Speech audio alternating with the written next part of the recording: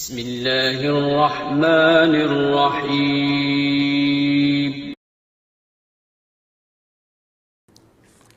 اگر اللہ کے بارے میں برے خیالات آئیں، حمزہ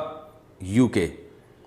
میرے دل میں اللہ کے بارے میں برے خیالات آتے ہیں جو کہ میں زبان پہ نہیں لانا چاہتا، اس صورتحال میں کیا کروں؟ واہ بھائی واہ، زبان پہ تو نہیں لانا چاہتے لیکن آپ نے باقاعدہ ویڈیو بنا کے مسئلہ بھیج دیا اور پھر ریٹن فارم میں ہمارے ایڈمن نے اس کو لکھ کے بھی بھیج دیا۔ تو دیکھو بھائی، یہ ایمان کی علامت ہے۔ حدیث سے یہ بات ثابت ہے کہ اگر آپ کے دل میں برے خیالات آ رہے ہیں اللہ کے بارے میں، نبی کے بارے میں، اسلام کے بارے میں، اور آپ اس پہ پریشان ہو رہے ہو تو یہ ایمان کی علامت ہے۔ ایمان کی علامت اس لیے ہے کہ اگر آپ واقعی بے ایمان ہو چکے ہوتے تو آپ ان خیالات پہ پریشان نہیں ہوتے بلکہ خوش ہوتے۔ دیکھو، جس کا اللہ پر ایمان نہیں ہوتا تو وہ اس کو جب اللہ کے بارے میں برے خیالات آتے ہیں نا، جیسے ایتھیس لوگ ہیں اور ملحد لوگ ہیں جو اللہ کو مانتے ہی نہیں ہیں، یا اللہ کو مانتے ہیں مگر اللہ کی ماننا پسند نہیں کرتے بلکہ وہ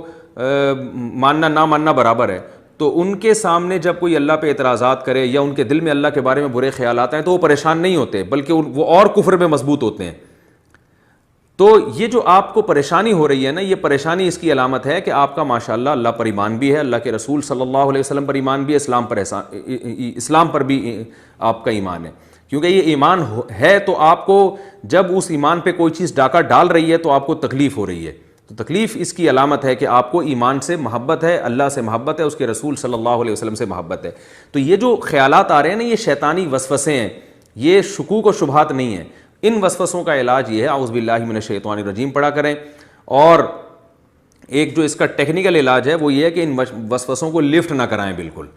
لفٹ کا مطلب نہ ان کو بھگانے کی کوشش کریں نہ ان کو لانے کی کوشش کریں، جو خود سے آ رہے ہیں آنے دیں، اور مطمئن رہیں کہ ان سے کچھ بھی نہیں ہوگا انشاءاللہ، کوئی پریشانی کی بات نہیں ہے۔ اپنے کاموں میں مشغول رہیں، دن رات کی جو آپ کی ایکٹیویٹیز ہیں دین اور دنیا کی، اس میں مشغول رہیں، جو خیالات آ رہے ہیں آنے دیں، نکالنے کی بھی کوشش نہ کریں اور لانے کی بھی کوشش نہ کریں، اور پریشان ہونا چھوڑ دیں، بلکہ یہ سوچ کے خوش ہوا کریں کہ اگر جو غیر اختیاری پریشانی ہو رہی ہے اس پہ آپ کو انشاءاللہ ثواب بھی ملے گا۔ تو لہذا ان کو نہ زبان سے ادا کریں، نہ ان کو لکھ کے دیں،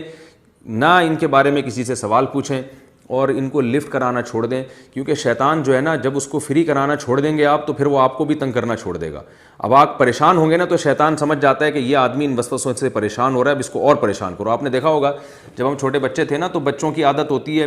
کوئی موٹا ہو تو اس کی چڑ رکھ دیتے ہیں موٹو، کوئی پتلا ہو تو اس کی چڑ رکھ دیتے ہیں پتلو، کوئی کالا ہو تو اس کو کلو کہہ دیتے ہیں، تو اس طرح کے چڑیں بچے بہت کرتے ہیں۔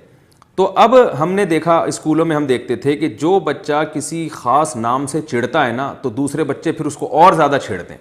اب کوئی موٹا ہے تو بچے اس کو کہتے ہیں موٹو، اس کو آئے گا غصہ تو پھر بچے خوش ہوتے ہیں، پھر اور بار بار موٹو کہتے ہیں اور بار بار موٹو کہتے ہیں،